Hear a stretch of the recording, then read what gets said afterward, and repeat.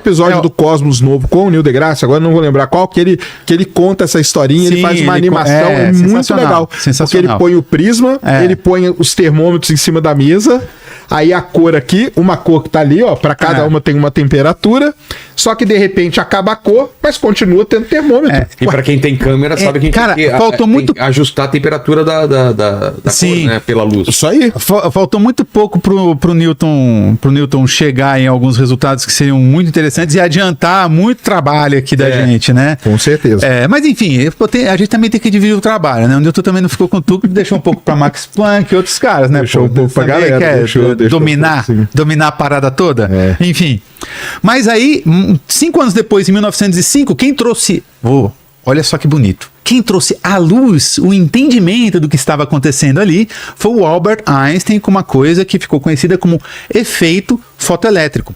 E aí o Einstein, ele disse o seguinte, que a radiação eletromagnética, a gente pensa, quando você fala em luz, a gente até aprende assim na escola, né? Pensa num feixezinho, uma coisinha, uma linha, né? Uma coisa contínua, linha e tudo mais, né? Já o Newton provou, porque já tinha gente que discutia essas questões, mas ele provou que a luz era composta por pequenos corpúsculos de energia. Então, que mais tarde nós vamos explicar ficaram o conhecidos famoso como fótons. Então, cara, isso na época foi uma coisa que nem foi tão bem aceito pela comunidade de um modo geral, mas que foi uma grande explosão na cabeça, porque você está dizendo o seguinte, olha que coisa já embaçada, cara. Você está dizendo o seguinte, tipo, você tem um ente físico que é a luz, que se comporta como partícula e como onda, porque a gente sabe que luz a princípio é onda, mas também se comporta como partícula. Essa parte eu acho complicada pra caramba. Mas a gente vai chegar lá. A gente vai explicar, a gente vai chegar lá. E o legal é que a gente vai explicar e assim como eu, todo mundo vai continuar não entendendo. O experimento da dupla fenda. A gente vai chegar lá. Mas então o Newton trouxe isso, então ele de fato, ele quantizou a luz, então em pequenos quantos de energia, em pequenos pacotes. Então, a física quântica, só para concluir esse tema, é uma física das quantizações. Então, tipo, você tem coisas que são muito pequenas e você chega num nível de pequenez que você chega em quantidades indivisíveis, mas que representam unidades de energia, umas quantidades únicas de energia, vamos dizer assim. E é por isso que essa física é quântica. Então, eu já conversei com um coach quântico, tá? E não sabia dizer por que era quântico. Então, agora você já sabe, então você já pode falar pro teu amiguinho quando for fazer alguma consulta. Tá, né? É importante. Por que é quântico? É isso. Deu para entender? Deu, essa parte deu. Agora, eu quero entender essa parte da onda O professor falou do efeito fotoelétrico, né? Uma coisa aqui pra vocês que vocês usam basicamente efeito fotoelétrico quase todo dia na vida de vocês e não sabem. Fala aí, isso é da hora demais. Que é a porta do elevador. A porta do elevador. Quando a porta do elevador vai fechar, você não põe a mão aqui, ó? Você tá usando efeito fotoelétrico, você tá usando o prêmio Nobel de Física do Albert Einstein para a porta não esmagar seu dedo. É o efeito fotoelétrico, cara. Porque o que é esse efeito fotoelétrico? Na verdade, você tem basicamente uma placa de algum material metálico, e aí você vai incidir radiação sobre essa placa, certo? Você vai incidir radiação. Aí, dependendo da radiação, da luz que você incidir sobre essa placa, essa luz vai induzir com que elétrons saiam dessa placa. Ou seja, você induz basicamente eletricidade emitindo luz em placas. Só que o que acontece?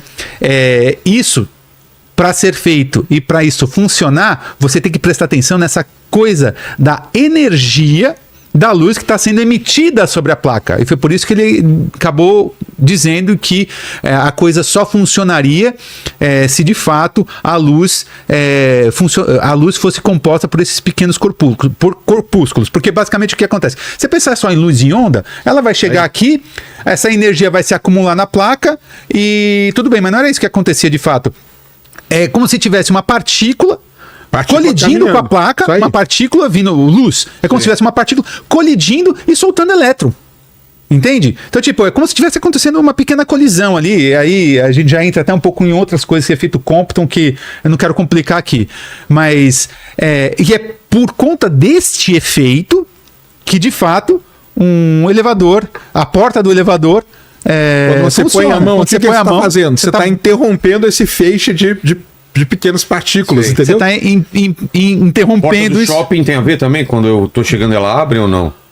Não, ali é outro. Ali é o sensor, aquele sensor acho que é infravermelho, né? Aquele lá é o sensor infravermelho. Mas aquele lá detecta e o negócio faz. Cara, tem mas o elevador é exatamente o efeito fotoelétrico. Quando você faz isso aqui, você cortou o fluxo de partícula. O que a porta faz? Abre, entendeu? Então você usa um prêmio Nobel de Física praticamente todo dia. Isso que o Sérgio falou é muito legal, porque você traz para as pessoas olharem, tá, mas em que isso se aplica? Cadê o que tem a física quântica na minha vida? Tudo, e a gente vai falar mais. 1/3 do PIB dos Estados Unidos é baseado em física e mecânica quântica, em tecnologia desenvolvida por vias da mecânica quântica, tá? Mas a gente já vai chegar lá. Mas quer um exemplo? É luz de LED? É luz de LED. Aquela lá branca a branca? Luz de LED. Aqui também, azul também. Isso é física quântica aplicada.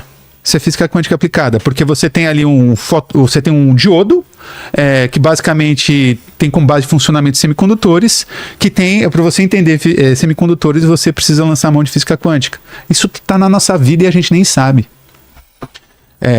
E barateou de um jeito que qualquer pessoa tem uma coisa... Exatamente. Qualquer transistor. E vem coisa muito mais pesada por aí, com a computação quântica daqui a pouco. Nossa, enfim.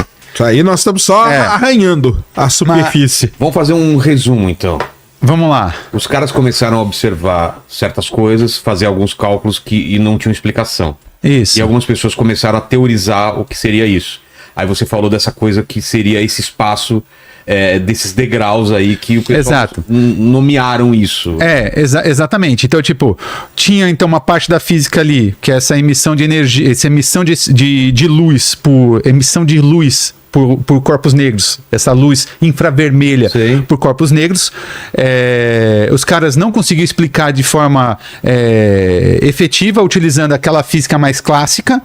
E aí veio então o Max Planck e ele quantizou a luz, vamos dizer, o espectro eletromagnético. Depois veio o Einstein e, de fato, disse que luz era composta por pequenos corpúsculos ou pequenos quantums, ou quanta, né, que é o plural, na verdade. Quanta de energia, que mais tarde ficou conhecido como fótons, que é uma coisa que todo mundo já ouviu falar alguma vez na vida. E uma coisa legal também disso aí, só pra gente encerrar essa parte, é que essa parte aí da física é uma das poucas em que o experimento vem antes da teoria. Né?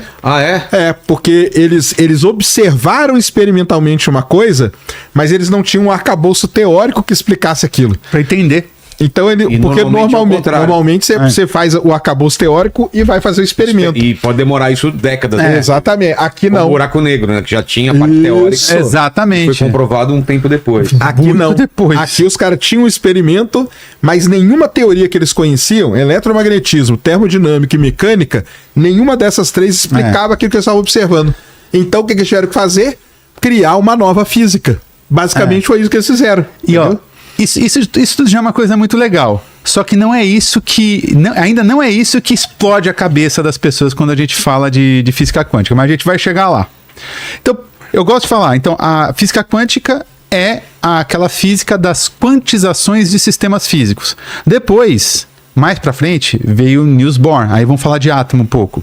E ele descobriu que ele criou um modelo matemático em cima de postulados, onde ele demonstra ali, diante desses postulados e do seu trabalho, que um átomo de hidrogênio e os elétrons... Você já viu você já tem aquelas imagens, né? Tipo, você tem... o que é um elétron? O que é um átomo, né? Você tem um núcleozinho, então vamos pensar um átomo de hidrogênio, que é o mais simplesinho. Você tem um próton no centro e ao redor do próton você tem elétrons, certo? Um átomo de hidrogênio aí pro pessoal. Põe um átomo de hidrogênio aí pro pessoal dar uma olhada. Tá, aquele desenho clássico que a gente... E aliás, do fóton, depois nós vamos pegar uma imagem, porque semana passada os pesquisadores conseguiram fazer pela primeira vez na história a imagem de um fóton de luz. A imagem de um fóton. Agora a gente tem depois de que, sei lá, 100 e tantos anos, né? Nós temos o que os caras previram, que a luz tinha um corpúsculo, que era o fóton. Hoje nós temos a imagem, a cara dele, cara. É legal demais isso aí. Foi semana, acho que retrasada, que fizeram essa imagem aí. Ciência é embaçado. Ciência é da hora, cara. Ciência é muito legal. E os caras hoje, cara, dentro da ciência, a ciência sempre foi tida como algo muito difícil, de fato é. Ciência é muito difícil, é hard. Só que hoje os cientistas das grandes colaborações estão começando a entender o seguinte, que é importante você chamar a atenção das pessoas, você vender aquilo que você está fazendo, porque você está muitas vezes usando dinheiro público, né? E aí os caras estão lançando, foto de buraco negro, a imagem do fóton. Tem que ter, cara, tem que ter, é o que eu falo, tem que ter o poder midiático. Tem que ter, entendeu? Os caras estão aprendendo isso. Tem que ter o poder midiático, porque uma coisa assim, nós vimos lá a foto buraco negro, foram 2 anos processando dados, simulando coisa tal e não sei o que, pá. E se não sai uma imagenzinha maneira, cara, ninguém ia dar a bola pra aquilo lá, entendeu? Então o fóton, a gente tá falando do fóton há, sei lá, 100 e tantos anos, né? Desde 1900 fala do fóton, o fóton. Agora os caras fizeram, obviamente, que o objetivo do cara não era fazer a imagem, mas a imagem é a parte midiática, entendeu? Aí você fala, caramba, hoje nós temos uma imagem de um fóton. Tem que ter, cara. Tem que ter. Tem que ter. Mas não é todo mundo na academia, depois aí a gente...